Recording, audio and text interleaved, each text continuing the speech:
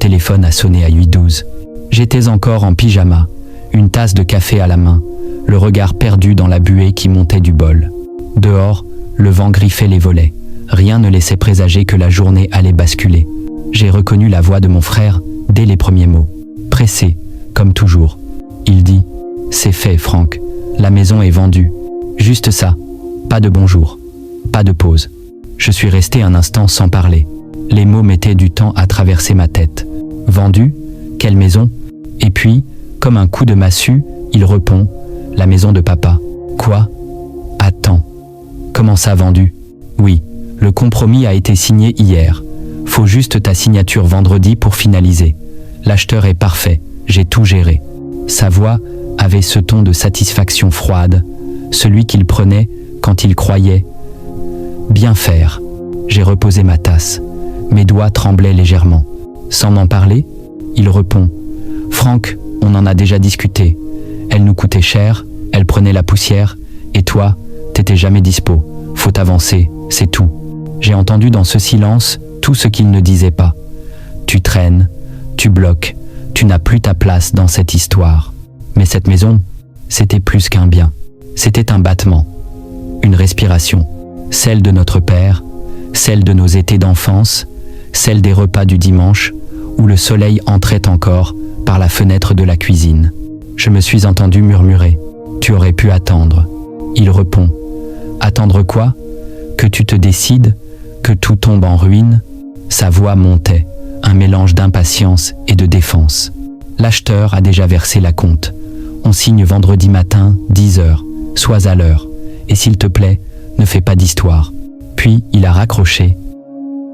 Aujourd'hui, je vais te raconter une histoire vraie qui s'est passée entre mon frère de sang et moi, il y a quelques années. Prends un instant pour aimer la vidéo et t'abonner, mais seulement si tu apprécies vraiment ce type d'histoire. Dis-moi dans les commentaires d'où tu regardes et quelle heure il est chez toi. J'ai gardé le téléphone contre mon oreille quelques secondes, le temps que le bip régulier du silence s'enfonce dans ma tête. La cuisine me semblait soudain plus grande, vide. Le café avait refroidi. Sur la table, la lumière du matin découpait une tache claire autour de ma tasse, comme une auréole absurde autour d'un objet banal.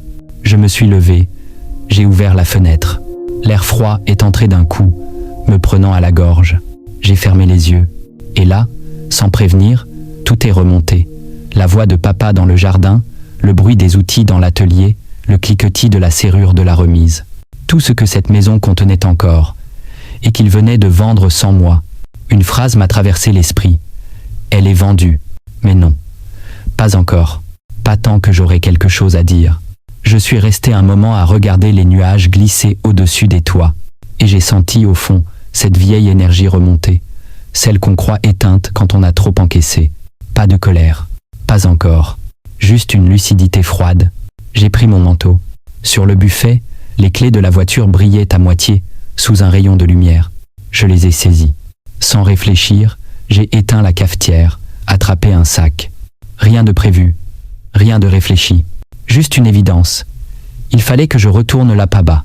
Sur le seuil, j'ai marqué une pause.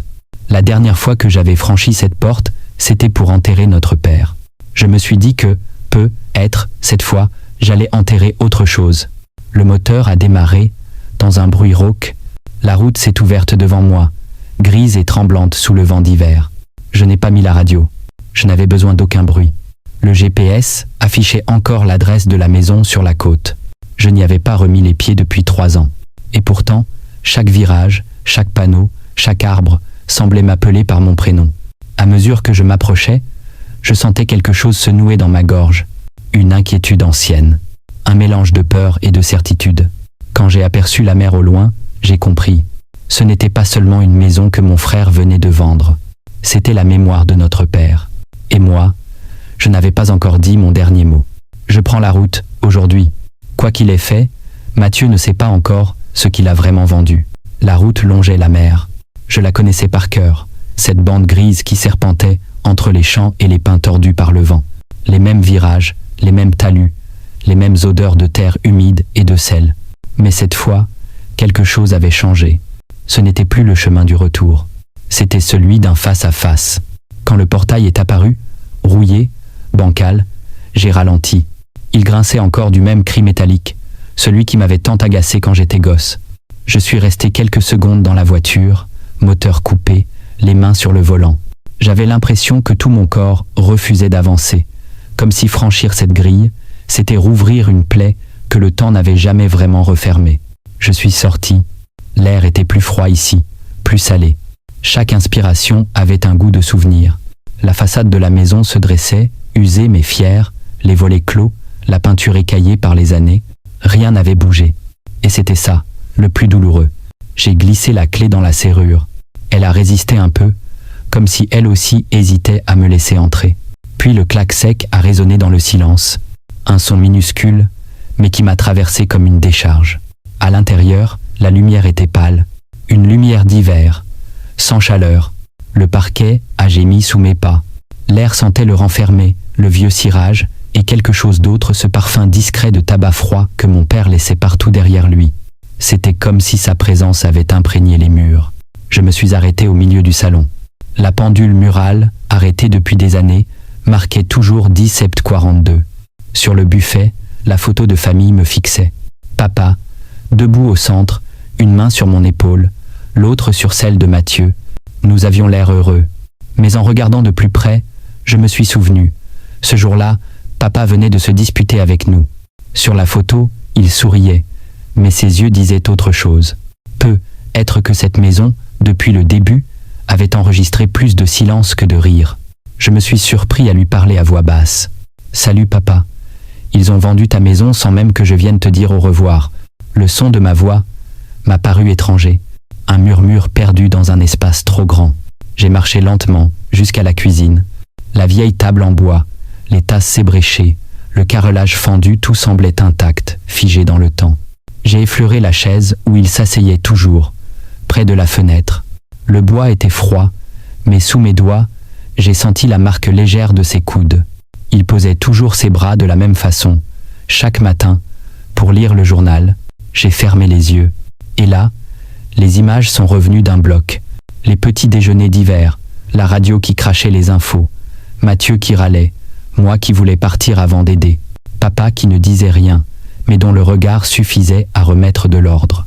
C'était un homme taiseux, exigeant, mais juste. Et je crois que c'est pour ça qu'aujourd'hui encore, je ne supporte pas l'injustice. Je suis monté à l'étage. La poussière formait une fine pellicule sur les marches. Chaque pas résonnait comme un souvenir. Dans ma chambre d'enfant, tout semblait plus petit. Le lit, le bureau, les posters jaunis. Je me suis assis sur le matelas, le ressort a couiné, exactement comme avant. J'ai passé la main sur le mur. Sous la peinture, on sentait encore les cicatrices du temps, les bosses des clous mal enfoncés. Et là, au détour du silence, un détail a capté mon regard. Un mur. Celui du couloir, juste en face de la porte de la chambre. La couleur était différente. Pas beaucoup, mais assez pour attirer l'œil. Un blanc plus récent, plus lisse. Je me suis approché. J'ai touché la surface. Elle sonnait différemment. Creuse. J'ai reculé d'un pas. Le cœur battait fort, sans raison apparente. Mais je savais, au fond, quelque chose clochait. Je suis descendu dans la remise, derrière la maison. Tout y était resté comme avant. Les outils, les boîtes à vie, les vieilles planches empilées contre le mur. Même la radio cassée était toujours là, couverte de poussière. J'ai pris la boîte à outils de mon père, celle avec ses initiales gravées au tournevis. En la soulevant, j'ai senti un mélange d'odeurs de métal et d'huile, une odeur que je n'avais plus respirée depuis des années, mais que mon corps, lui, n'avait pas oubliée. Je suis revenu dans le salon. Le jour commençait à tomber. La lumière, filtrant à travers les volets, traçait des lignes dorées sur les murs. Je me suis assis dans le fauteuil de mon père, celui près de la cheminée. Tout semblait si calme.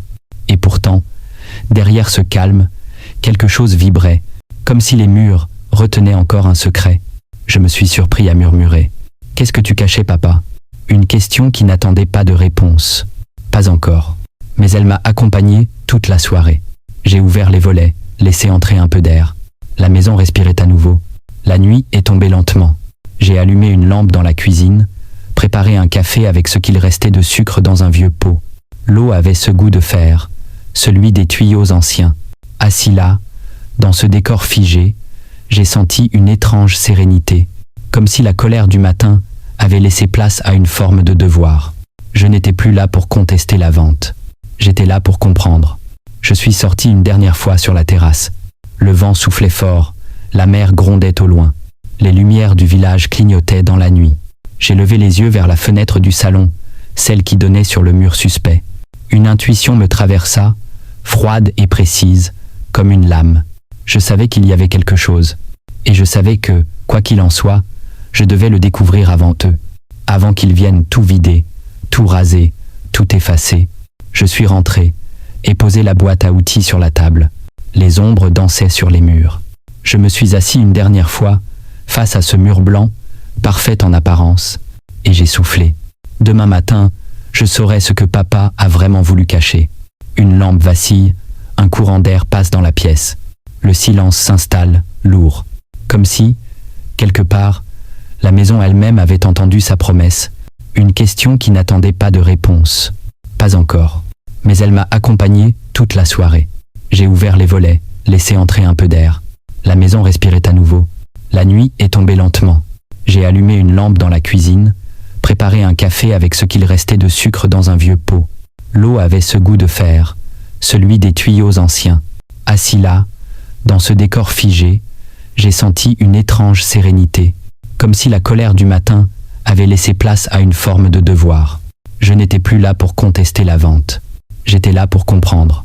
Je suis sorti une dernière fois sur la terrasse. Le vent soufflait fort, la mer grondait au loin. Les lumières du village clignotaient dans la nuit. J'ai levé les yeux vers la fenêtre du salon, celle qui donnait sur le mur suspect. Une intuition me traversa, froide et précise, comme une lame. Je savais qu'il y avait quelque chose. Et je savais que, quoi qu'il en soit, je devais le découvrir avant eux. Avant qu'ils viennent tout vider, tout raser, tout effacer. Je suis rentré et posé la boîte à outils sur la table. Les ombres dansaient sur les murs. Je me suis assis une dernière fois, face à ce mur blanc, parfait en apparence, et j'ai soufflé.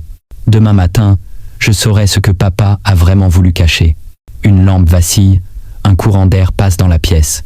Le silence s'installe, lourd. Comme si, quelque part, la maison elle-même avait entendu sa promesse. Une question qui n'attendait pas de réponse. Pas encore. Mais elle m'a accompagné toute la soirée. J'ai ouvert les volets, laissé entrer un peu d'air. La maison respirait à nouveau. La nuit est tombée lentement. J'ai allumé une lampe dans la cuisine, préparé un café avec ce qu'il restait de sucre dans un vieux pot. L'eau avait ce goût de fer, celui des tuyaux anciens. Assis là, dans ce décor figé, j'ai senti une étrange sérénité, comme si la colère du matin avait laissé place à une forme de devoir. Je n'étais plus là pour contester la vente. J'étais là pour comprendre.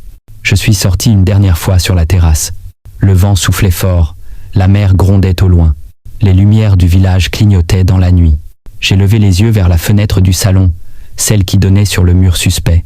Une intuition me traversa, froide et précise, comme une lame. Je savais qu'il y avait quelque chose.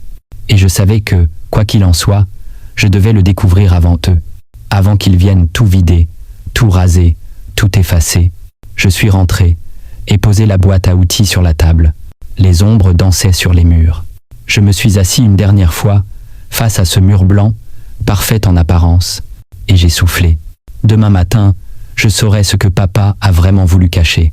Une lampe vacille, un courant d'air passe dans la pièce. Le silence s'installe, lourd. Comme si, quelque part, la maison elle-même avait entendu sa promesse. Je me suis levé avant l'aube, le cœur déjà en marche avant le reste du corps. La maison était froide, mais la décision, elle, ne grelottait pas. J'ai posé la boîte à outils sur la table du salon, tiré le vieux tabouret près du mur qui m'obsédait depuis la veille. Le jour n'avait pas encore franchi les volets. La lampe de la cuisine projetait un halo jaune qui découpait la pièce comme une scène de théâtre. J'avais l'impression d'être le seul spectateur et l'acteur principal.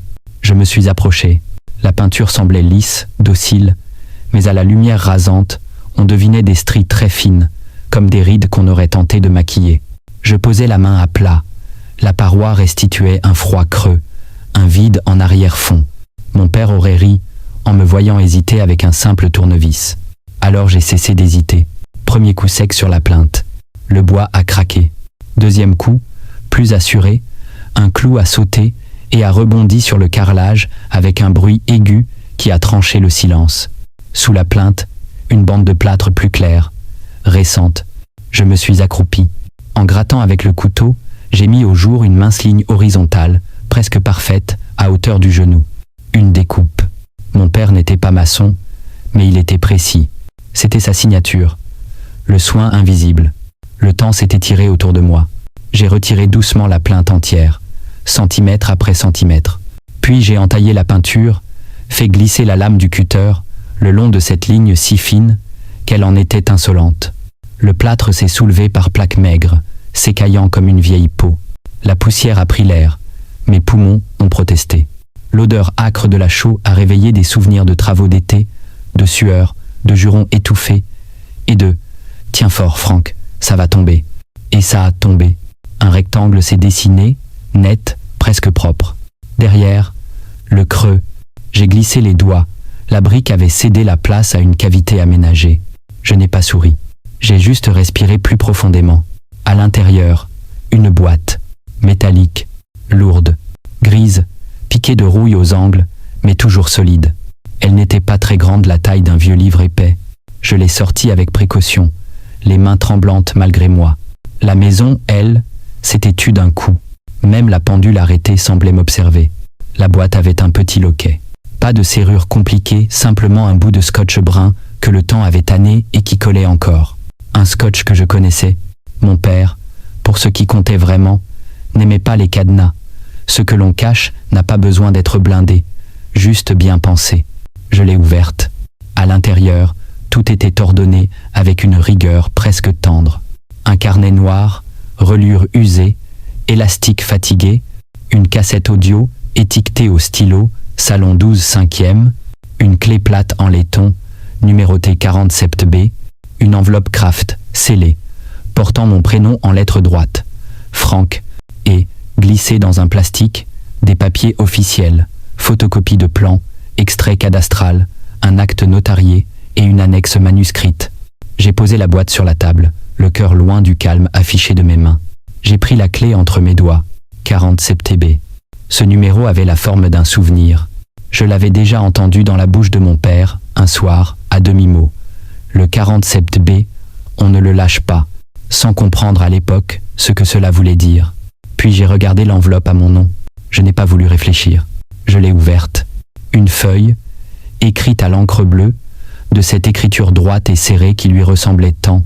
Franck, si tu lis ces lignes, c'est que j'ai manqué l'occasion de te le dire droit dans les yeux. On croit protéger les siens avec des secrets. En vérité, on ne fait que leur confier des clés en retard.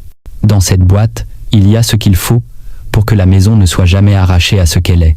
La clé ouvre un local du notaire. Les papiers te diront lesquels. Ne te presse pas. Lis d'abord le carnet, puis écoute la cassette. Ensuite seulement, décide. Tu as été un fils droit. On ne le dit pas assez dans cette famille. Papa, je me suis arrêté de lire. Je me suis assis. Je ne respirais plus. Cette phrase-là me plantait quelque chose dans le thorax. Tu as été un fils droit, pas un brillant, pas un docile, un droit, l'adjectif précis qu'il réservait aux choses rares. J'ai posé la lettre très doucement, comme on pose un verre fragile. Mes mains tremblaient. Je n'avais pas pleuré à son enterrement. Ce matin, l'eau est montée toute seule, sans pathos, sans bruit, juste parce qu'un homme silencieux, parti trop tôt, venait de dire enfin les mots qui manquaient pour rééquilibrer la mémoire. Je me suis forcé à reprendre. J'ai ouvert la pochette plastique des documents. Le premier, c'était un extrait cadastral où figurait, en lisière de la parcelle principale, une bande de terrain, numérotée 47B, étroite, mais stratégique. Elle longeait la maison côté jardin et rejoignait le passage qui menait au portail arrière, celui qui donnait sur le chemin de la plage. Je ne l'avais jamais regardé comme un territoire distinct. Et pourtant, c'en était un. Deuxième document, une annexe notariale. Une mention en gras, soulignée, la parcelle 47B demeure la propriété exclusive de Monsieur Nom du Père. Toute cession de la parcelle principale est conditionnée à l'accord exprès du propriétaire de 47B. Je sentis, physiquement, les rouages se mettre en place. C'était une digue, une clé de voûte invisible. On pouvait vendre la maison, mais pas son souffle. Sans cette bande de terrain, l'accès lui-même était en litige, la vente bancale, la signature suspendue. Mon frère ne pouvait pas ne pas savoir, pensais-je. Puis je me corrigeai. Non, il n'avait pas voulu savoir. Le troisième document était plus intime. Une page manuscrite de mon père, non datée, mais sans doute postérieure à la construction. Il y parlait de préserver l'esprit de la maison et de ne jamais la livrer à des mains pressées. Il citait même une phrase que je lui avais déjà entendu dire. Les murs, quand ils ont tenu debout contre le vent, ont des droits. Je me sentais moins seul. Comme si, depuis le fond de son silence, il m'accompagnait pas à pas. J'ai attrapé le carnet noir. La première page portait simplement « Travaux, accords, à dire plus tard ». Les années défilaient, notées en marge. Des listes de clous, de mètres de câbles, de litres de peinture. Puis, entre deux inventaires, une pensée brève, nette, jamais larmoyante. Mathieu veut aller vite. Franck prend le temps. Les deux sont utiles, mais l'un construit, l'autre accélère. On n'accélère pas un mur. Plus loin. 47B. Ne jamais dissocier de l'idée d'accès. L'accès, c'est la maison. Je suis resté un long moment sur ces lignes-là. Je n'y lisais pas une préférence, pas un verdict contre mon frère. Plutôt une lucidité. Nous étions différents, et c'était précisément pour ça que cette bande de terrain existait, pour que le plus impatient d'entre nous ne puisse pas, par précipitation ou orgueil, et renverser l'ouvrage. J'ai reposé le carnet et pris la cassette audio. Salon 12/5e. Le lecteur de cassette n'existait plus dans la maison. Mais dans la remise, j'ai fouillé 10 minutes, soulevé des cartons, soufflé sur un vieux magnétophone poussiéreux. Il avait ce clic lourd des machines de mon enfance. J'ai branché un long câble sur la prise branlante près de l'évier, remis la cassette, appuyé sur play. Un souffle, puis sa voix, éraillée, grave, étonnamment proche. Si tu écoutes, c'est que je ne suis plus là pour expliquer, alors je vais faire simple. La maison est un organisme. Elle a ses veines, ses nerfs. On ne coupe pas un nerf parce qu'un acheteur veut gagner 2 semaines. 47B, c'est le nerf. Si Mathieu vend sans ton accord, ce n'est pas par méchanceté, c'est par peur de manquer. Toi, tu as l'autre peur, celle de trahir. Ne trahis pas la maison pour rassurer ton frère, et ne condamne pas ton frère pour avoir eu peur. Garde 47B, tant que la vente ne respecte pas l'esprit du lieu. S'ils comprennent, cède proprement. S'ils pressent, tiens bon. Et dis-toi bien une chose, ce que tu protèges, ce n'est pas un mur, c'est le temps. La bande a grésillé, puis s'est arrêtée d'elle-même. Je n'ai pas bougé. Je n'ai pas pleuré non plus. J'ai simplement posé mes 2 mains sur la table, à plat, comme il le faisait le matin en lisant le journal, et j'ai essayé de respirer normalement. Le téléphone a vibré sur le buffet. Un message de Mathieu. L'acheteur veut avancer la signature. On passe chez le notaire vendredi. On a besoin que tu valides. Entre guillemets, comme si mon accord n'était qu'un tampon qu'on appuie sans regarder. Je suis resté un moment à fixer l'écran, la mâchoire serrée. Puis j'ai regardé la clé 47B, la cassette, la lettre, le carnet. Non, je ne validais pas, je décidais. Je suis retourné vers le mur ouvert. La cavité me regardait comme une bouche entr'ouverte. J'ai nettoyé le bord, remis une feuille propre sous la boîte pour ne pas l'abîmer, rangé chaque pièce carnet, cassette, clé, document, avec une lenteur volontaire, presque rituelle. J'ai replacé la boîte dans son creux, puis j'ai hésité. Pas longtemps. Je l'ai ressorti et je l'ai glissé, sous le plancher, dans l'angle, là où l'on n'irait jamais fouiller spontanément. Non pas par paranoïa, par prudence. J'avais appris, à force, que l'on n'est jamais trop prudent quand l'empressement des autres devient méthode. Avant de reboucher, j'ai glissé une feuille à la vue, juste derrière la plaque de plâtre une copie de l'annexe notariale, visible si l'on rouvrait sans soin. Un rappel. Un os dans la gorge de la précipitation. Le reste de la matinée, je l'ai passé à remettre la paroi en place, à poncer, à repeindre grossièrement. Le travail n'était pas invisible, mais il était propre. Comme un pansement propre sur une entaille qui, désormais, cicatriserait à sa façon. À midi, la lumière a percé les volets. La maison paraissait plus claire. C'était peu être moi. Je me suis servi un verre d'eau. J'ai pris le carnet et je suis sorti sur la terrasse. La mer levait des rides à la surface du gris. J'ai pensé à ma mère, à son rire quand il restait du café brûlé au fond de la cafetière, à Mathieu qui courait pieds nus sur les dalles et qui criait qu'il serait le premier à toucher l'horizon. Je ne voulais pas faire de cette histoire une guerre fratricide. Je ne voulais pas non plus devenir l'homme au nom obsédé. Ce que j'avais trouvé dans le mur n'était pas une arme, c'était un cadre. Le téléphone a vibré encore. Un nouveau message. Le notaire dit que tout est clean. On a juste besoin de ton accord moral. Tu peux te déplacer ? On boucle vendredi 14h. J'ai souri. Accord moral. Drôle d'expression. Je lui ai répondu, sans colère, sans ironie. Je viendrai. Mais on ne bouclera rien tant que la question de 47B n'est pas réglée. J'apporte les documents. 3 petits points ont clignoté. Puis, plus rien. Je suis resté longtemps dehors, à relire quelques pages du carnet. À la fin, entre un schéma d'évacuation et un calcul de pente de toiture, mon père avait écrit une dernière note. Quand tu ne sais plus quoi faire, fais ce qui tient debout demain. Je me suis levé, j'ai rangé mes outils, nettoyé la poussière du matin. J'ai gardé la clé 47.2 dans ma poche, un poids minuscule avec la densité des grandes décisions. Avant de quitter le salon, je me suis arrêté devant la photo de famille. J'ai regardé nos 3 visages. Papa au centre, Mathieu à gauche, moi à droite. Chacun avec notre manière d'être dans le cadre. Je me suis surpris à murmurer, presque en riant. « D'accord, papa, on ne coupe pas un air. » Puis j'ai éteint la lampe. Cliffhanger du chapitre 3. Le téléphone sonne. Affiché. Étude Meduroy notaire. Une voix calme, professionnelle. « Monsieur Franck, il faudrait que nous échangions avant vendredi. Il y a des éléments au dossier que vous êtes le seul à pouvoir confirmer. Noir, coupure son, la mer, au loin, comme un souffle. » La voix au téléphone avait été d'une politesse concentrée, comme si chaque syllabe tenait une balance. « Monsieur Franck, il faudrait que nous échangions avant vendredi. Il y a des éléments au dossier que vous êtes le seul à pouvoir confirmer. » J'ai accepté un rendez-vous pour le lendemain, 8h30, trop tôt pour douter, assez tôt pour trier mes certitudes. Je n'ai presque pas dormi. Dans la poche intérieure de ma veste, la clé laiton 47B pesait comme une pièce antique.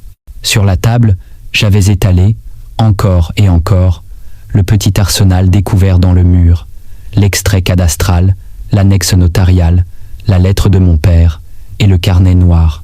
J'ai fini par glisser dans une chemise transparente ce qui relevait du juridique et dans une enveloppe Kraft ce qui relevait de l'intime. L'une pour convaincre, l'autre pour me tenir debout. Quand je suis entré dans l'étude, la ville n'était pas tout à fait réveillée. Boiseries sombres, dossiers rangés au cordeau, air de cire et de café récent. L'endroit avait ce calme des pièces qui ont vu des vies se décider sans élever la voix. La secrétaire m'a accueilli d'un sourire bref. « Meduroy va vous recevoir. Vous avez apporté des pièces ?» J'ai tapoté ma chemise de documents. Elle a hoché la tête comme on coche une case. Meduroy avait la cinquantaine nette, des lunettes rondes, un regard qui pèse les mots au gramme près.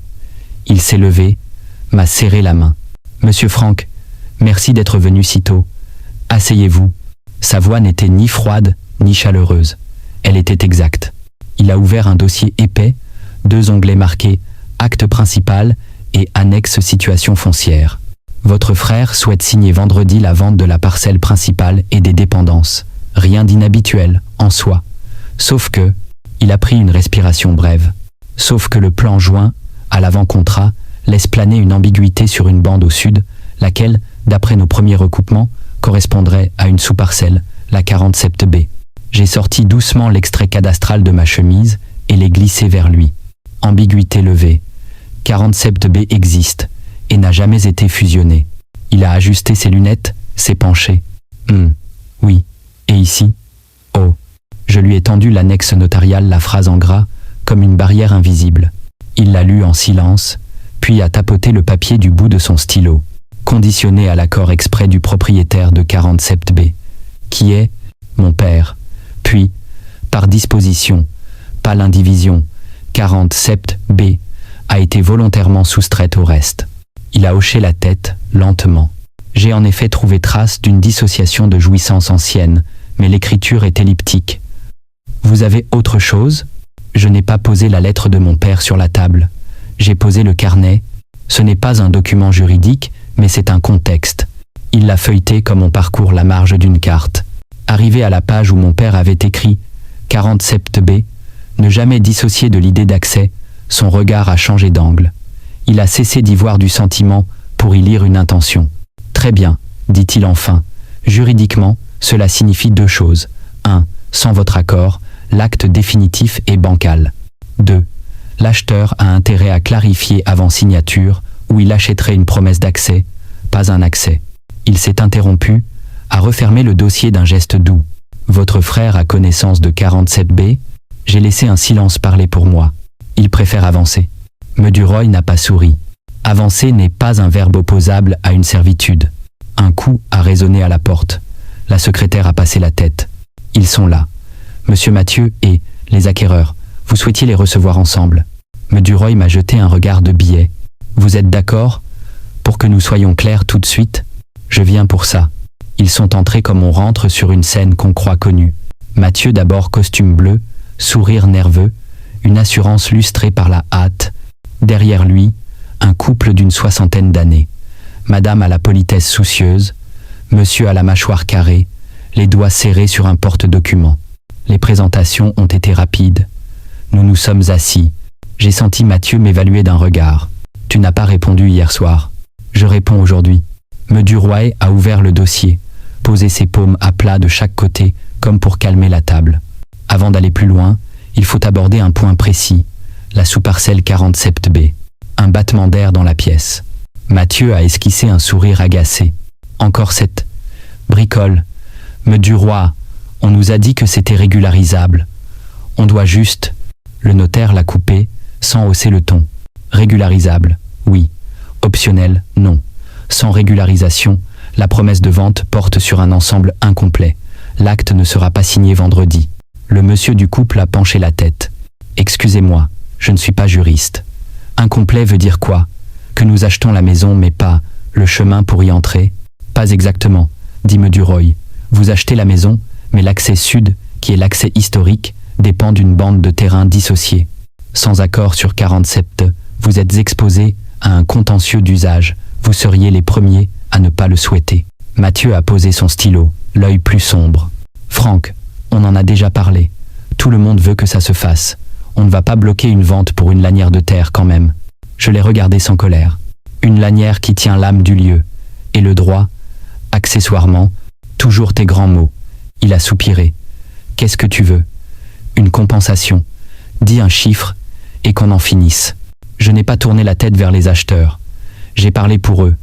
Pourtant, je veux que la vente respecte ce que mon père a construit. L'accès historique, la continuité du jardin, la protection du passage vers le portail arrière. Si cela est garanti proprement, 47B peut être cédé dans les règles. Sinon, 47B ne bouge pas. Le silence s'est installé, mais un silence dense, utile. Madame a pris la parole doucement. Nous ne souhaitons pas dénaturer. Nous avons eu un coup de cœur pour cette maison parce qu'elle respire. Si cela signifie payer la bande au prix du marché et inscrire une servitude claire, nous sommes d'accord. Mais nous devons savoir à qui nous l'achetons. Meduroy m'a fait signe.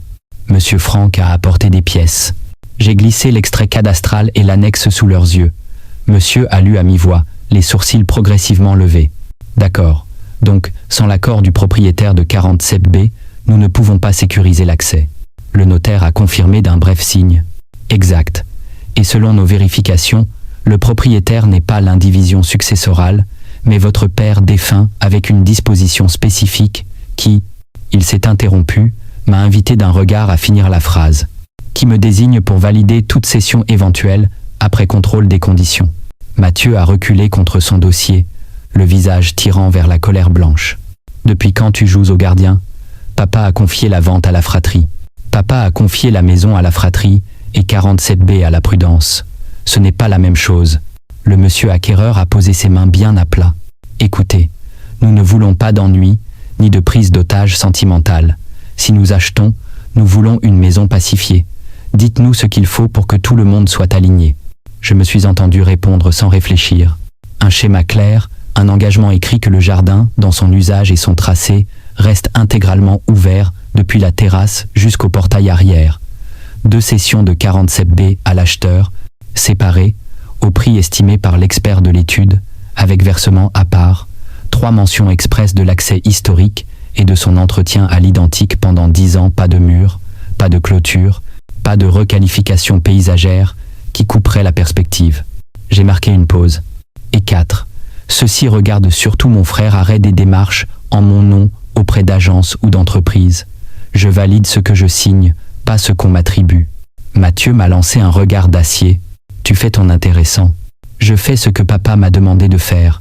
Tenir ce qui doit tenir. Meduroy a noté, sec, précis. Je peux formaliser ces 4 points dans un protocole, mais il y a un 5e sujet, plus sensible.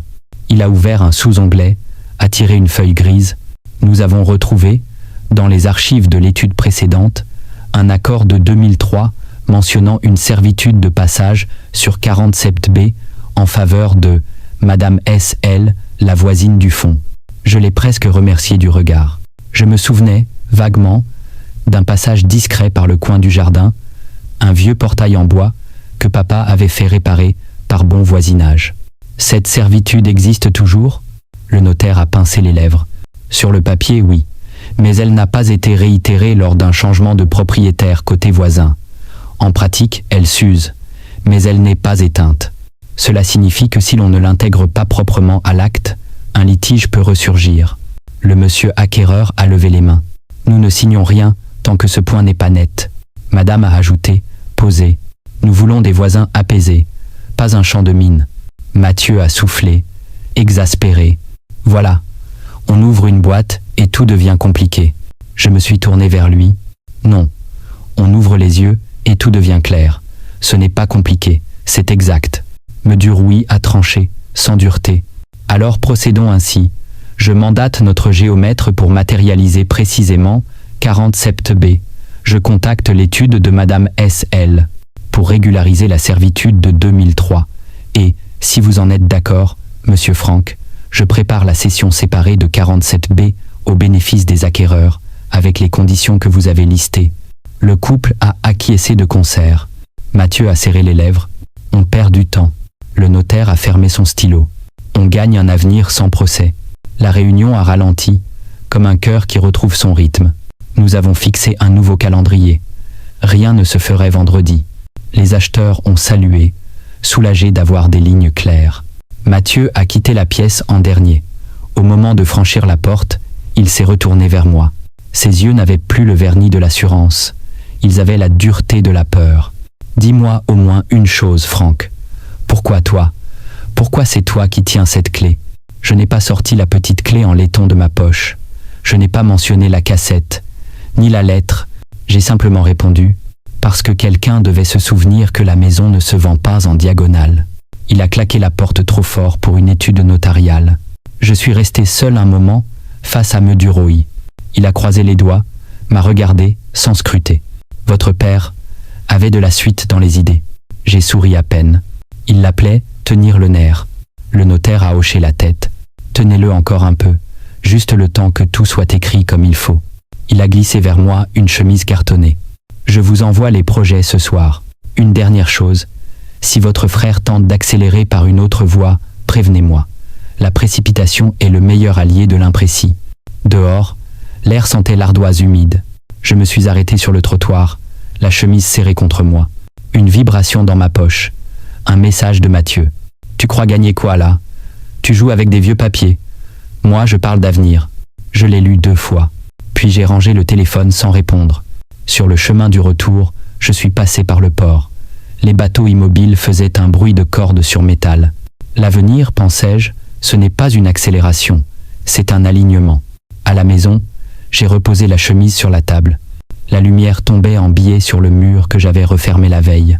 J'ai posé la main dessus, comme on prend le pouls de quelqu'un qu'on aime. Le plâtre était sec, déjà. Je me suis surpris à murmurer. « Ça va aller ». Le téléphone a de nouveau vibré. Un nouveau numéro, inconnu. J'ai décroché. Une voix de femme, très calme. « Monsieur Franck ? Ici Maître Lavigne, conseil de votre sœur. Pardon, de votre voisine, Madame S.L. Nous avons également des éléments concernant 47B. Je pense que nous gagnerions tous à nous voir très vite. Disons, demain matin, chez elle. » Un courant froid m'a traversé la nuque. La voisine. la servitude de 2003, le bon voisinage de mon père. J'ai répondu oui. La voix a ajouté, presque comme une confidence. Et apportez, si vous l'avez, la clé plate marquée 47B. Elle ouvre plus qu'on ne croit. Bip. Fin d'appel. Je suis resté debout, dans le silence de la pièce. Dans ma poche, le laiton de la petite clé semblait tiédir, comme si elle avait compris qu'elle allait enfin servir à autre chose qu'à la jurisprudence d'un papier. Au loin, la mer a frappé 3 fois la digue, 3 coups secs, réguliers, comme un signal. Demain, chez la voisine, une deuxième mémoire des lieux va s'ouvrir, et peut être un secret que même mon père n'avait pas pu écrire. Le matin avait cette froideur qui ne demande pas l'avis des eaux. J'ai glissé la clé plate marquée 47B dans la poche intérieure de ma veste, comme on emporte un talisman dont on ignore encore la magie. Devant, au bout du jardin, le petit portail du fond découpait un rectangle de ciel laiteux entre 2 lauriers. J'ai pris le sentier, les semelles avalant la rosée, et, 3 maisons plus loin, j'ai sonné. C'est une femme aux cheveux gris, relevée en chignon, qui m'a ouvert, le genre de regard qui vous habille sans vous froisser. « Monsieur Franck, entrez, je suis Solinel, et voici Maître Lavigne. » La voix de l'avocate avait la neutralité précise d'un scalpel. Un geste m'a invité à m'asseoir dans une véranda tapissée de livres, de plantes et d'un banc d'outils anciens. L'odeur, bois ciré et thé noir, me ramena à des dimanches d'hiver avec mon père. Maître Lavigne a posé un dossier mince sur la table. « Merci d'être venu. Nous allons parler peu, mais juste. 47B n'est pas qu'une bande de terrain, c'est un pacte. » Soline m'a regardé sans baisser les yeux. « Avec votre père. » J'ai senti la clé dans ma poche devenir plus lourde. « Un pacte ? En 2003, votre père est venu me voir par le portillon. Il avait ce souci d'artisan qui compte ses gestes. Il m'a dit, il y a des choses qui doivent circuler sans laisser de traces trop visibles. Ensuite, il m'a montré la lanière de terrain au sud, et nous avons signé une servitude de passage restreinte. Pas pour moi, pour quelque chose qui devait passer. Elle a marqué une pause. L'électricité. Je n'ai pas compris tout de suite. Maître Lavigne a déroulé un plan transparent. On y voyait notre parcelle, celle de Soline, et, griffé au feutre bleu, un trait fin qui courait sous la haie. Votre père avait enterré un conduit discret, une alimentation secondaire protégée, qui reliait votre remise à un petit abri ici, chez Madame L, à l'abri du regard de la rue. Soline a tendu la main vers un muret couvert de jasmin. Rien d'illégal, rien de spectaculaire, juste qu'une continuité. Il appelait ça le nerf. J'ai senti la phrase claquer contre le souvenir. Tenir le nerf. Mon père n'avait donc pas seulement caché des papiers dans nos murs. Il avait tiré une veine sous la terre, une circulation d'énergie entre 2 terrains. Pourquoi ? Ai-je demandé. Soline a souri doucement. Pour que ça ne s'éteigne jamais. Maître Lavigne m'a tendu une chemise beige. Photocopie, croquis, une note dactylographiée avec cette syntaxe à mon père, tranchante et brève. Si un jour la maison devait changer de main sans moi, 47B garantira l'alimentation ligne B pour l'abri chez S. L, demandez au portillon. Clé plate. Je me suis retourné vers Soline. Qu'est-ce qu'il y a dans cet abri ? Elle a pris une inspiration, s'est levée sans précipitation, et m'a conduit dehors, le long d'un petit potager carré. Au fond, un cabanon discret, de planches vernies, propre comme un bateau. La porte avait une plaque fine en laiton. B. C'est ici, dit-elle. La clé, s'il vous plaît. La clé 47B a glissé dans la serrure avec ce bruit de pièces qu'on insère dans un jukebox. À l'intérieur, une odeur de poussière saine et de papier sec. Des étagères, des boîtes grises, un établi avec un transformateur compacté et un petit tableau de répartition flambant neuf. Sur la paroi du fond, une cassette métallique identique à celle que j'avais trouvée chez moi, mais marquée d'un B gravé à la main. J'ai posé mes doigts dessus, une seconde, comme pour demander la permission. Soline hocha la tête. « C'est à vous. » Il me l'a dit. « Quand il viendra avec la clé 47D, ce sera le moment. » La cassette s'est ouverte sur un clic qui avait la bonté d'un enfin. À l'intérieur, un duplicata de l'annexe notariale mentionnant la dissociation de 47B, un schéma simple du circuit B, un relais sec alimentant l'abri via 47B, indépendant de la ligne principale de la maison, et un carnet, plus fin que le mien, carnet B, Première page, écrite de la main de mon père. Le jour où l'on confond vitesse et avenir, B maintient la lumière. Sous la phrase, un plan du jardin, la perspective ouverte, le chemin vers le portail arrière. Tout ce que j'avais exigé chez le notaire était déjà posé, en miniature, ici. Il venait souvent, ai-je demandé, pour repousser l'envie de m'asseoir. Soline a souri de biais.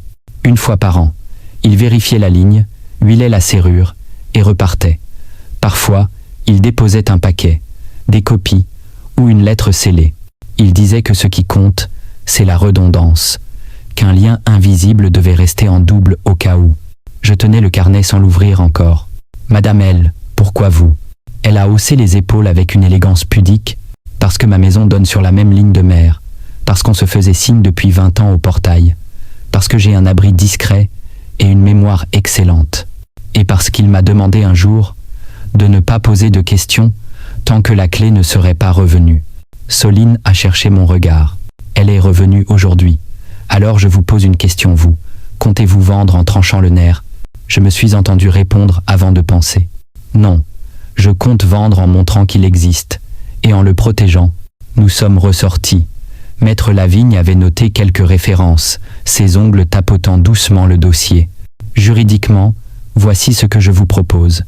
Nous établissons un protocole tripartite, vous, Madame L, les acquéreurs qui constatent l'existence de la ligne B, sans entrer dans un détail technique superflu, réaffirment la servitude de 2003 en la circonscrivant au seul entretien de la ligne et au passage ponctuel par le portillon, neutralise tout risque d'interdiction arbitraire en cas de changement de propriétaire, ajoute à l'acte principal une clause esthétique, perspective du jardin maintenue depuis la terrasse jusqu'au portail arrière. Elle releva les yeux. Ce n'est pas un caprice, c'est la traduction juridique d'un héritage matériel et paysager. Je me suis surpris à respirer plus facilement. Tout à coup, la bataille cessait d'être une collision de volonté. Elle devenait un tissage, maille après maille.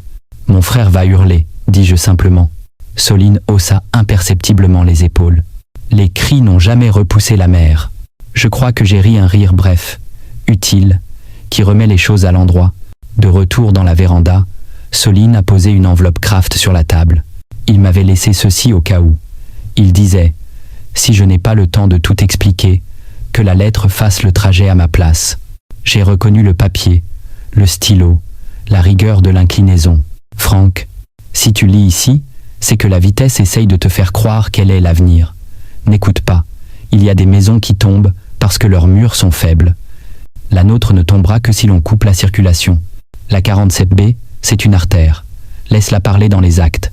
Et si l'on te demande pourquoi tu tiens ferme, dis-leur simplement. On ne vend pas un cœur en orthographe approximative. P.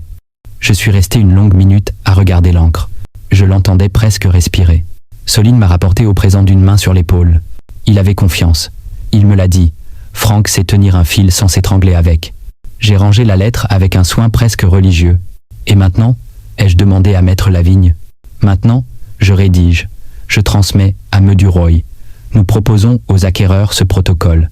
S'ils acceptent, la vente se signe proprement, 47p comprise, au prix estimé séparé. Et si mon frère tente une cavalcade, alors, nous demanderons une injonction de ne pas faire le temps de purger les servitudes.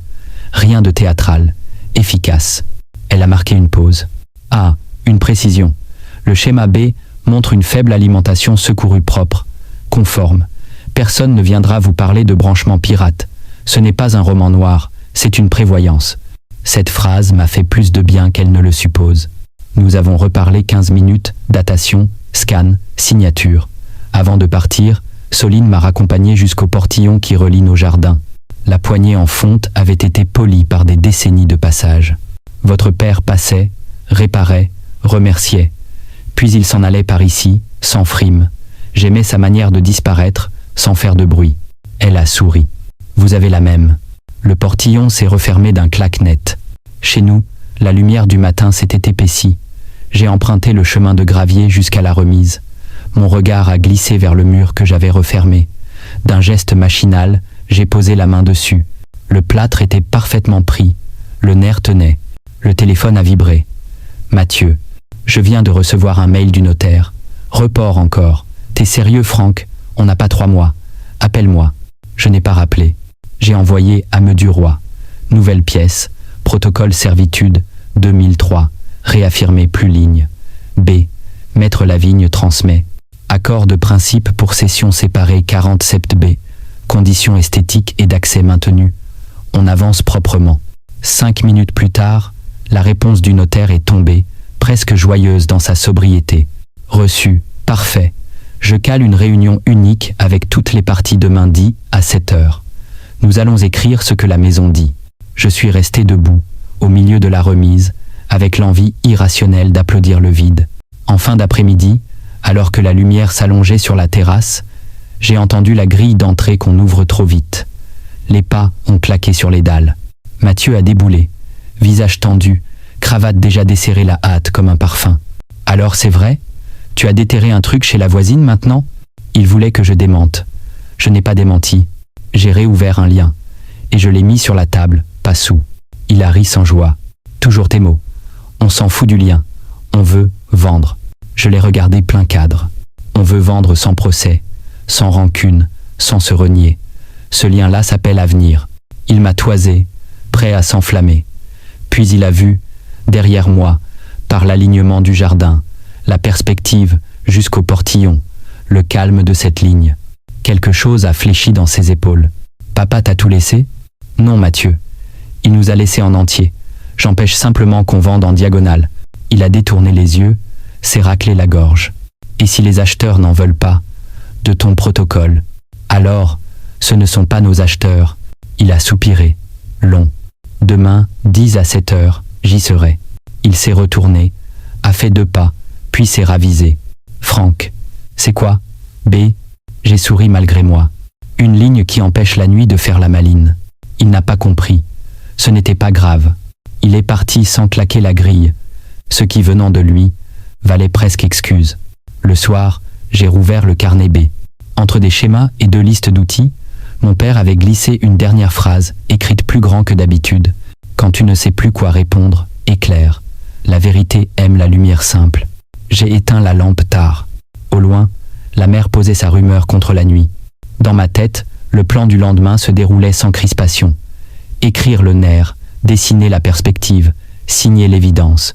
Dans la poche de ma veste, la petite clé 40 7D était redevenue légère. Elle avait accompli sa part. Demain, à 10 à 7 heures chez le notaire, tout le monde autour de la même table. Mathieu, les acheteurs, Madame L, 2 notaires et 2 vérités, celle du papier et celle des lieux. L'acte va T, il écoutait la maison, parce que ma maison donne sur la même ligne de mer, parce qu'on se faisait signe depuis 20 ans au portail, parce que j'ai un abri discret et une mémoire excellente, et parce qu'il m'a demandé un jour de ne pas poser de questions tant que la clé ne serait pas revenue. Soline a cherché mon regard. Elle est revenue aujourd'hui. Alors je vous pose une question, vous. Comptez-vous vendre en tranchant le nerf ? Je me suis entendu répondre avant de penser. Non, je compte vendre en montrant qu'il existe, et en le protégeant. Nous sommes ressortis. Maître Lavigne avait noté quelques références, ses ongles tapotant doucement le dossier. Juridiquement, voici ce que je vous propose. Nous établissons un protocole tripartite, vous, Madame L, les acquéreurs qui constatent l'existence de la ligne B, sans entrer dans un détail technique superflu, réaffirment la servitude de 2003 en la circonscrivant au seul entretien de la ligne et au passage ponctuel par le portillon. Neutralise tout risque d'interdiction arbitraire en cas de changement de propriétaire. Ajoute à l'acte principal une clause esthétique. Perspective du jardin maintenue depuis la terrasse jusqu'au portail arrière. Elle releva les yeux. Ce n'est pas un caprice, c'est la traduction juridique d'un héritage matériel et paysager. Je me suis surpris à respirer plus facilement. Tout à coup, la bataille cessait d'être une collision de volonté. Elle devenait un tissage, maille après maille. Mon frère va hurler, dis-je simplement. Soline haussa imperceptiblement les épaules. Les cris n'ont jamais repoussé la mer. Je crois que j'ai ri un rire bref, utile, qui remet les choses à l'endroit. De retour dans la véranda, Soline a posé une enveloppe Kraft sur la table. Il m'avait laissé ceci au cas où. Il disait « Si je n'ai pas le temps de tout expliquer, que la lettre fasse le trajet à ma place. » J'ai reconnu le papier, le stylo, la rigueur de l'inclinaison. Franck, Si tu lis ici, c'est que la vitesse essaye de te faire croire qu'elle est l'avenir. N'écoute pas, il y a des maisons qui tombent parce que leurs murs sont faibles. La nôtre ne tombera que si l'on coupe la circulation. La 47B, c'est une artère, laisse-la parler dans les actes. Et si l'on te demande pourquoi tu tiens ferme, dis-leur simplement, on ne vend pas un cœur en orthographe approximative. Et Pézo, je suis resté une longue minute à regarder l'encre. Je l'entendais presque respirer. Soline m'a rapporté au présent d'une main sur l'épaule. Il avait confiance. Il me l'a dit, Franck sait tenir un fil sans s'étrangler avec. J'ai rangé la lettre avec un soin presque religieux. Et maintenant, ai-je demandé à Maître Lavigne. Maintenant, je rédige. Je transmets à M. Duroy. Nous proposons aux acquéreurs ce protocole. S'ils acceptent, la vente se signe proprement, 40 sept B, comprise, au prix, estimé séparé. Et si mon frère tente une cavalcade, alors, nous demanderons une injonction de ne pas faire le temps de purger les servitudes. Rien de théâtral, efficace. Elle a marqué une pause. Ah, une précision. Le schéma B montre une faible alimentation secourue propre, conforme. Personne ne viendra vous parler de branchement pirate. Ce n'est pas un roman noir, c'est une prévoyance. Cette phrase m'a fait plus de bien qu'elle ne le suppose. Nous avons reparlé 15 minutes datation, scan, signature. Avant de partir, Soline m'a raccompagné jusqu'au portillon qui relie nos jardins. La poignée en fonte avait été polie par des décennies de passage. Votre père passait, réparait, remerciait, puis il s'en allait par ici, sans frime. J'aimais sa manière de disparaître sans faire de bruit. Elle a souri. Vous avez la même. Le portillon s'est refermé d'un claque net. Chez nous, la lumière du matin s'était épaissie. J'ai emprunté le chemin de gravier jusqu'à la remise. Mon regard a glissé vers le mur que j'avais refermé. D'un geste machinal, j'ai posé la main dessus. Le plâtre était parfaitement pris. Le nerf tenait. Le téléphone a vibré. Mathieu, je viens de recevoir un mail du notaire. Report encore. T'es sérieux, Franck? On n'a pas 3 mois. Appelle-moi. Je n'ai pas rappelé. J'ai envoyé à M. Duroy, nouvelle pièce, protocole servitude, 2003, réaffirmé plus ligne. B, Maître Lavigne transmet. Accord de principe pour session séparée 47B. Conditions esthétiques et d'accès maintenues. On avance proprement. 5 minutes plus tard, la réponse du notaire est tombée, presque joyeuse dans sa sobriété. Reçu. Parfait. Je cale une réunion unique avec toutes les parties demain, 10 à 7 heures. Nous allons écrire ce que la maison dit. Je suis resté debout, au milieu de la remise, avec l'envie irrationnelle d'applaudir le vide. En fin d'après-midi, alors que la lumière s'allongeait sur la terrasse, j'ai entendu la grille d'entrée qu'on ouvre trop vite. Les pas ont claqué sur les dalles. Mathieu a déboulé, visage tendu, cravate déjà desserrée la hâte comme un parfum. Alors c'est vrai? Tu as déterré un truc chez la voisine maintenant? Il voulait que je démente. Je n'ai pas démenti. J'ai réouvert un lien, et je l'ai mis sur la table, pas sous. Il a ri sans joie. Toujours tes mots. On s'en fout du lien. On veut vendre. Je l'ai regardé plein cadre. On veut vendre sans procès, sans rancune, sans se renier. Ce lien-là s'appelle avenir. Il m'a toisé, prêt à s'enflammer. Puis il a vu, derrière moi, par l'alignement du jardin, la perspective jusqu'au portillon. Le calme de cette ligne. Quelque chose a fléchi dans ses épaules. Papa t'a tout laissé? Non, Mathieu. Il nous a laissés en entier. J'empêche simplement qu'on vende en diagonale. Il a détourné les yeux, s'est raclé la gorge. Et si les acheteurs n'en veulent pas, de ton protocole, alors, ce ne sont pas nos acheteurs. Il a soupiré, long. Demain, 10 à 7 heures. J'y serai. Il s'est retourné, a fait 2 pas, puis s'est ravisé. Franck, c'est quoi, B? J'ai souri malgré moi. Une ligne qui empêche la nuit de faire la maline. Il n'a pas compris. Ce n'était pas grave. Il est parti sans claquer la grille, ce qui, venant de lui, valait presque excuse. Le soir, j'ai rouvert le carnet B. Entre des schémas et 2 listes d'outils, mon père avait glissé une dernière phrase, écrite plus grand que d'habitude. Quand tu ne sais plus quoi répondre, éclaire. La vérité aime la lumière simple. J'ai éteint la lampe tard. Au loin, la mer posait sa rumeur contre la nuit. Dans ma tête, le plan du lendemain se déroulait sans crispation. Écrire le nerf, dessiner la perspective, signer l'évidence. Dans la poche de ma veste, La petite clé 47B était redevenue légère. Elle avait accompli sa part. Demain, à 10 à 7 heures chez le notaire, tout le monde autour de la même table. Mathieu, les acheteurs, Madame L, 2 notaires et 2 vérités, celle du papier et celle des lieux. L'acte va-t-il écouter la maison? À 16h57, je tenais la poignée de la porte vitrée du cabinet, comme on tient le couvercle d'une caisse où un animal pourrait bondir. L'odeur de cire, de papier chauffé par les lampes halogènes, la moquette trop épaisse. Tout était exactement comme la dernière fois, mais je n'étais plus le même. Meduroy m'aperçut derrière l'accueil et me fit signe, index posé sur une pile de chemises. On a tout. Reste à fixer. Dans la salle de réunion, la table ovale attendait ses gladiateurs. Soline s'était installée en retrait, calme, ses mains jointes sur un dossier fin. Maître Lavigne alignait 3 feuilles avec la patience d'un horloger. En face, le couple d'acheteurs, 2 retraités à l'œil précis, consultait un plan plastifié, chuchotant bas. À droite, Mathieu, costume acier, nerf court, accompagné d'un jeune avocat au sourire d'écran. Mejeauvin.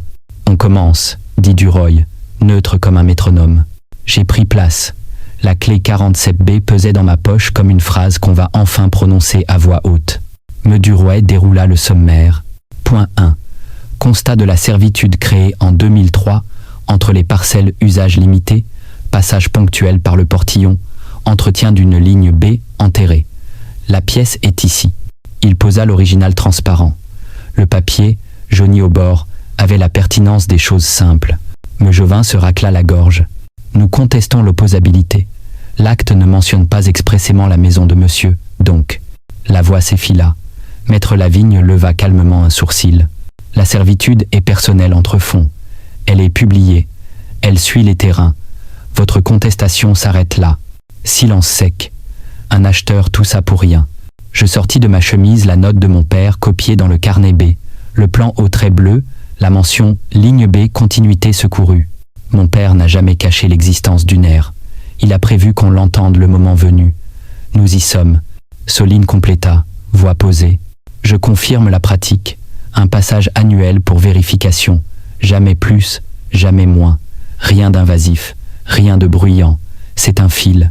Les acheteurs échangèrent un regard. On aurait dit que le mot fil leur plaisait. Point 2. Enchaîna Meduroy. Clause de perspective. Maintien de l'axe de vue de la terrasse au portillon sud. Pas de construction pleine dans ce couloir paysager. Végétal, oui, mur non. Contrainte inutile, coupa Mathieu. On vend, pas un musée. Je le regardais sans mordre. On vend une continuité. Si vous bouchez l'axe, vous coupez l'histoire, et vous ferez baisser la valeur perçue du jardin. L'acheteuse hocha la tête, presque soulagée de l'entendre à voix haute. Nous aimerions garder cet alignement. C'est ce qui nous a plu. Le jeune avocat nota quelque chose qui n'avait plus d'importance. Vint la partie dense, la parcelle 47B. Lavigne passa au concret. Évaluation indépendante jointe. Prix séparé acté. Paiement intégral à la signature. Publipostage des 2 actes le même jour. Pas d'effet si l'un n'est pas dûment inscrit. Elle marqua une respiration. Accès technique au portillon. Limité à l'entretien. Horaire diurne. Prévenance 48 heures. Tout est encadré. Rien d'invasif. Mejeauvin tenta une diversion. Et si le transformateur venait à tomber en panne? Qui paie? Celui qui en jouit, répondit Lavigne. C'est dans la clause d'usage. Mathieu trépignait, là, juste au bord. Vous êtes en train de ligoter la maison. On avait un acheteur prêt à signer hier sans ce cirque. Je me tournai vers le couple, doucement. Vous voulez une maison qui tient. Pas un panneau publicitaire où tout change selon le vent. Ce que nous écrivons n'est pas un cadenas. C'est un plan. Ils opinèrent, de ce même hochement sincère des gens qui se sont fait avoir une fois et qui n'aiment pas recommencer. Le cou tordu. Alors Mathieu sortit sa carte, une enveloppe blanche. Il la jeta au centre, trop fort. Promesse signée ce matin avec un autre acquéreur, prix supérieur. Délai court, vous ne tiendrez pas. Le papier glissa, comme un glaçon dans un verre tiède. Meduroy ne cligna pas. Toute promesse contradictoire sans purge de la servitude est nulle. Vous le savez. Ils ne la contesteront pas, insista Jeauvin. Ils veulent vite. Lavigne eut un sourire sans dents. Vite n'a jamais été synonyme de bien. Et un juge ne confond pas les deux. Elle posa à son tour une feuille, blanche, nette. Injonction de ne pas faire embrouillon. Il suffira de dater. Mathieu s'effondra d'1 cm. C'est infime, 1 cm. Ça suffit pour passer du défi au calcul. L'acheteur prit la parole, voix ferme. Nous maintenons notre intérêt. Ce que vous formalisez sécurise notre projet. Nous préférons signer ici, correctement, que courir après une promesse boiteuse. Il posa son stylo, droit, à une condition, que monsieur, il me désigna, accepte une visite avec nous demain, pour comprendre B sur place. Avec plaisir, répondis-je sans réfléchir. La maison aime qu'on l'écoute. Mathieu voulut ergoter encore, mais la pièce, d'un coup, ne l'aidait plus. Il regarda son avocat, cherchant du secours, et n'y trouva qu'une calculatrice. Alors on a écrit. La lenteur professionnelle des notaires prit la salle. Les articles s'alignèrent, les définitions s'affinèrent, les virgules se posèrent exactement là où il faut pour éviter les guerres inutiles. Soline, parfois, rectifiait un verbe. Passage plutôt que circulation. Prévenance plutôt que notification. Des nuances qui empêchent les rancœurs de devenir des procédures. On signa les parapheurs un à un. Mon nom avançait, régulier. Au moment de parapher la page où figurait la perspective, j'ai vu, superposé au texte, l'axe clair du jardin, jusqu'au portillon. J'ai senti la clé 47B dans ma poche, soudain légère. Mathieu signa, la mâchoire en étau, mais il signa. Quand les actes furent bouclés, M. Duroy reposa son stylo comme un chirurgien sa pince. Fait. Un mot si court, pourtant de frottement. L'après. La salle s'est vidée peu à peu. Les acheteurs me serrèrent la main avec une gratitude simple. Demain, 10 heures, 10 heures. Et je dis, Soline arrangea sa veste. Votre père aurait aimé cette précision-là, souffla-t-elle. Il l'a provoquée, ai-je répondu. Mathieu restait planté, raide, son téléphone face noire. Tu m'as mis dos au mur, lâcha-t-il enfin. Non, dis-je. Je t'ai empêché de démolir un mur porteur. Il eut un rire bref, sans joie. Tu parles comme lui. Je l'ai entendu, oui. Il rangea l'enveloppe de sa promesse fantôme, désormais sans valeur réelle, et s'éloigna sans fracas. Je le regardai partir. Il n'était pas vaincu, juste réparé d'une certitude. La facilité n'était plus son allié. Le pli scellé. Je ramassais mes papiers quand M. Duroy revint, une petite boîte grise à la main, un modèle d'archive. J'allais oublier. Dépôt scellé au cabinet, laissé par votre père il y a des années. Il a donné instruction à remettre à Franck seulement quand la vente serait écrite avec la 47B. Il posa la boîte sur la table, me sourit, s'effaça. Je restais seul avec la boîte. Elle pesait moins qu'un dictionnaire, plus qu'une lettre. J'enlevai la bande de papier gommé. À l'intérieur, un carnet pas le A, pas le B. Couverture noire, coin patiné. Sur la première page, une écriture en capitale, C, continuaire. Je me suis assis. La salle, vidée de ses voix, rendait un léger bourdonnement électrique, comme si la ligne B avait traversé les murs jusqu'ici. J'ouvris au hasard. On écrit pour que les murs n'aient pas à crier. Quand tu sentiras l'envie de frapper, montre un plan. Quand on te demandera d'accélérer, parle d'alignement. Et si un jour la maison n'a plus besoin de toi, reste quand même un peu. Les lieux n'aiment pas les adieux trop rapides. Je refermai le carnet. J'avais envie de marcher longtemps, de respirer un air qui ne sentait ni le papier, ni la cire. Dehors, la lumière de fin d'après-midi s'était posée sur les façades comme une main chaude. Dans l'ascenseur, la clé 47B cogna contre la boîte. 2 objets qui s'entendaient déjà. Le soir, chez moi, j'ai posé la boîte C à côté du carnet B. 2 lignes parallèles sur la table. J'ai appelé Soline, 2 sonneries. Pour demain, je passerai par le portillon, et je dis.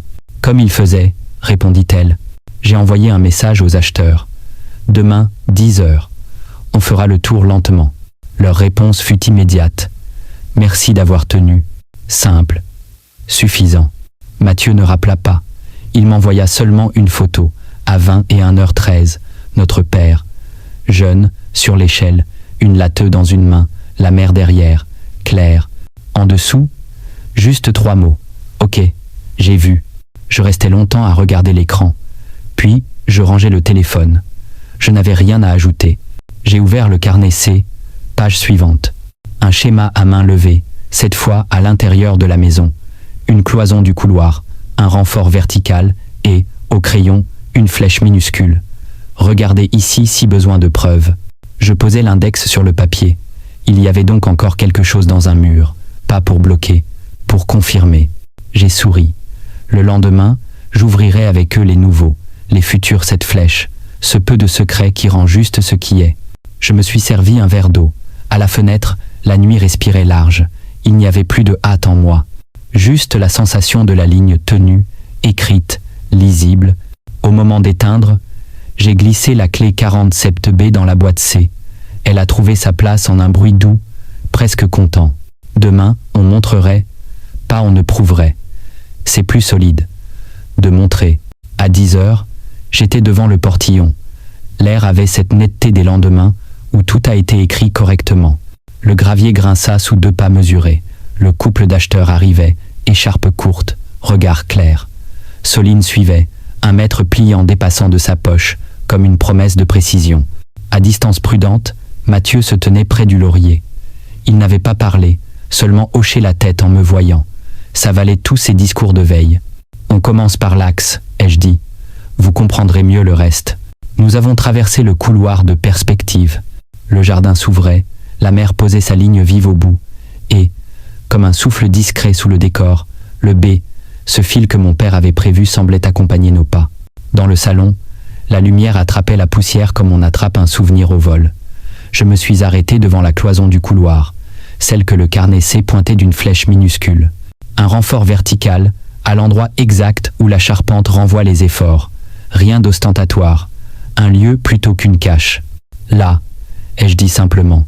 Soline posa la paume contre le placo, l'oreille ensuite, un vieux geste d'artisan qui écoute le bois. On découpe propre, sans arracher l'âme, souffla-t-elle. J'ai souri. C'était exactement la manière de mon père.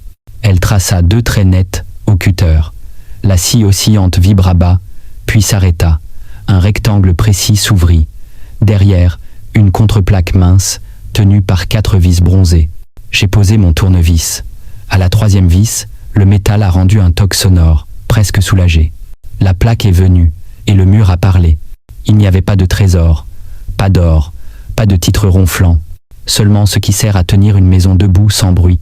Un tube rigide mat, à 20 m du sol, gainé, étiqueté B au feutre bleu la ligne, la vraie, installée comme au bloc opératoire, alignée à l'axe de la maison. Et, vissée contre une lisse, une petite boîte d'archives en fer blanc, indexée C2. Il avait prévu que quelqu'un ouvrirait, murmura Soline. Pas pour cacher, ai-je répondu. Pour expliquer. Je tendis la main au couple. Venez, regardez vous-même. Ils se penchèrent. L'acheteuse posa 2 doigts près du tube, presque avec respect. Il a pensé à l'entretien, au passage, même à l'accès sans abîmer, dit-elle doucement. C'est ce qu'on a écrit hier, fit son mari. Mais là, on le voit. Il ne savait pas qu'il disait la phrase exacte dont mon père rêvait. On ne conteste pas ce qu'on voit. Je pris la boîte C2, un ruban gommé, ancien, céda d'un bruit de papier sec. À l'intérieur, une photographie 10x15, datée au dos. Juin 2003. On y voit mon père, torse nu, en short, à genoux dans la tranchée, posant la gaine B sur un lit de sable. Derrière lui, la maison, échafaudée. Devant, Mathieu adolescent tient le rouleau de gaine, sourire éclatant, un pied dans la terre. Un procès-verbal manuscrit, signé de la main de l'ancien voisin et contresigné par le maire de l'époque. Reconnaissance de la servitude de passage technique et d'entretien. Gaine B posée sur emprise convenue. Accès par portillon sud. Témoin, S. Lavigne, notaire stagiaire. Monsieur Duroy, clerc. Un schéma au calque, tracé à l'encre noire, légendé par mon père, couloir de perspective à ne pas obstruer, valeur d'usage et de mémoire. On pouvait bâtir 20 contrats sur ces 3 pièces. Ou mieux, on pouvait en écrire un seul et bien dormir. Je tendis la photo à Mathieu. Il la saisit, maladroitement. Son regard tomba sur son propre visage, d'autrefois insolent, heureux, tenant ce même B qu'il avait voulu nier. Sa bouche s'entr'ouvrit. Le temps l'a rattrapé comme une vague à marée montante. Je ne me souvenais pas de... Sa voix se fendilla. Il déglutit. On a mangé des sandwichs sur le bord de la tranchée. Il avait pris des sachets de sel pour les muscles, souffla-t-il, un demi-sourire gêné. Oui, ai-je dit. Il appelait ça ses chantiers sel. L'acheteur posa le PV sur la contreplaque, bien plat, comme on installe une évidence. Pour nous, c'est assez. Il regarda Mathieu, non pas pour l'enfoncer, mais pour l'inclure. On préfère acheter une histoire tenue qu'une maison plus large mais floue. Je rangeai la photo dans la boîte, laissant le PV apparent un instant de plus, pour qu'il imprime la pièce, le regard, la mémoire. Puis j'ai remis le capot, revissé les 4 bronzes. Soline resserra, au couple de sa paume. Le rectangle de placo reprit place, un filet d'enduit, un voile de peinture. Comme si rien n'avait été ouvert, sauf pour ceux qui savent. Vous n'avez pas peur de cacher la preuve ? Demanda l'acheteuse. La preuve est déposée au cabinet avec sa copie, répondis-je. Ici, on garde le récit. Ce qui fait vivre une maison, ce n'est pas la feuille sous verre, c'est la phrase qu'on peut montrer. Nous avons refait le tour, silencieux, jusqu'au portillon. La mer posait un clignement de lumière au loin. Au moment de se séparer, l'acheteur hésita, puis dit « Hier vous avez dit, on vend une continuité, on voudrait la reprendre proprement. On vous proposera de passer une fois l'an, à date fixe, pour prendre un café au jardin et vérifier B, sans paperasse. Par usage. » Il sourit. Ça n'a pas de valeur juridique, mais ça tient les gens. J'ai senti quelque chose se desserrer dans ma poitrine. D'accord, la première semaine de juin, ce sera notre chantier sel. Ils sont partis légers, eux aussi. Soline remonta l'allée pour un autre chantier, me laissant la maison dans un calme neuf. Restait Mathieu. Il ne parla pas d'abord. Il regarda la cloison déjà lisse, comme si ses yeux tentaient de traverser l'enduit pour revoir la photo. Puis il posa les coudes sur la table, 2 doigts contre la racine du nez. « J'ai parlé trop vite », dit-il enfin. « Tu as eu peur », ai-je répondu. « Oui, peur que tout ce qu'il a bâti m'échappe si ça ne passe pas par moi. Je me suis cru responsable, alors j'ai serré. Et tu as coupé, dis-je sans dureté. » Il hocha la tête. « Hier soir, j'ai regardé encore la photo. Aujourd'hui, ce PV, la vigne stagiaire, du roi clair. Tout était là avant nous, et avec nous. Je ne l'ai pas vu. » Il me tendit son téléphone. Sur l'écran, un message prêt à partir au couple concurrent. « Nous retirons la promesse. Bon courage pour votre recherche. » « J'envoie ? » ?»« Envoie, ai-je dit. Il appuya. Ça partit comme une cale qu'on chasse. Nous sommes sortis sur la terrasse. La table avait gardé l'ombre ronde d'un dîner passé. Il posa la main sur la rambarde. « Tu crois qu'il nous a pardonné, à la fin ?» La question, venue comme ça, me prit de biais. J'ai pensé au carnet C, à ces phrases sans rancune, aux flèches minuscules qui indiquaient sans accuser. Je crois qu'il ne s'est pas posé la question. Il a préparé pour qu'on tienne. C'est tout. Mathieu a laissé un rire bref s'échapper. Tenir, a-t-il répété. On ne nous a pas appris à aimer, mais on nous a appris à tenir. C'est déjà beaucoup. Les deux finissent par se rejoindre. Parfois, ai-je soufflé. Un bruit de pas sur le gravier. Les acheteurs revinrent en trottinant, essoufflés, presque intimidés par leur propre élan. « Excusez-nous. Une dernière chose, » dit l'acheteuse. « Nous avons parlé en marchant. Si ça vous convient, nous garderions le portillon d'origine. Pas de neuf. Le bois bleu délavé, c'est la bonne teinte. » Je sentis ma gorge se serrer une gratitude simple, droite. « Gardez-le. Il craque, il se plaint un peu, mais il prévient avant de casser. Comme les pères qui savaient tenir. » glissa Mathieu, bas, sans ironie. L'acheteuse n'entendit pas. Elle sourit, salua, repartit. Cette fois, c'était bien fini. Nous sommes restés un moment, lui et moi, sur la terrasse. Puis je suis allé chercher la boîte C, restée sur ma table. Je l'ai ouverte devant lui ai montré les pages que je n'avais pas encore lues. Au milieu, un feuillet coincorné. Si un jour tu as besoin d'une preuve pour convaincre la tête, quand le cœur ne suffit pas, laisse-la dans un mur. Qu'on puisse voir sans te croire, et qu'on puisse croire sans te voir. Mathieu a lu, a essuyé ses yeux, avec une brutalité qui lui ressemblait. On garde la maison dans nous, a-t-il lâché, plus pour lui-même, et on la lâche en vrai. C'est ça l'équilibre. Oui, et on revient en juin pour le chantier sel. Il a souri, un vrai, celui que je lui connaissais gamin, quand il tenait le rouleau de gaine. Nous avons refermé le portillon. Le loquet a claqué d'une manière juste. En sortant, il a posé sa main sur mon épaule. Pas une promesse, un contact. C'était mieux. Sur le trottoir, il s'est tourné. Je passerai chez Duroy tout à l'heure pour cosigner la lettre de retrait. Et il s'est éclairci la voix. Merci de ne pas m'avoir écrasé avec la photo. Tu me l'as rendue. Elle est à toi aussi, ai-je dit. Elle l'était déjà. Quand le silence a repris la rue, je suis rentré seul. J'ai remis la petite plaque, vérifié l'enduit. À la place du rectangle, j'ai dessiné dans ma tête un cadre invisible où accroché un mot. Continuer. Puis j'ai posé le carnet C sur l'établi, à côté du B. 2 sillons parallèles, une voie qui s'ouvre. L'après-midi m'a trouvé à la table de la cuisine. Une feuille blanche, mon stylo. J'ai rédigé en lettres droites une page que je glisserai à l'acte définitif. Note au futur, 3 lignes pour ceux qui viendront après, celles qui empêchent les murs de crier. La maison regarde la mer à travers un axe qu'on ne bouge pas. La ligne B passe ici, tranquille, on la visite en juin. Les photos dorment dans un mur. Pas pour cacher, pour raconter. Je l'ai signé. Franck. Pas en héritier, ni en légiste. En gardien d'un fil qui ne se rompt pas. Le soir, sur le seuil, j'ai fermé à clé, doucement. La 47B tintinabula contre la boîte. Dans la pénombre, j'ai entendu mon père, si nettement que j'en ai souri. Quand tu peux montrer, n'argumente pas. Quand tu peux écrire, ne crie pas. Et quand ça tient, va dormir. Alors je suis allé dormir.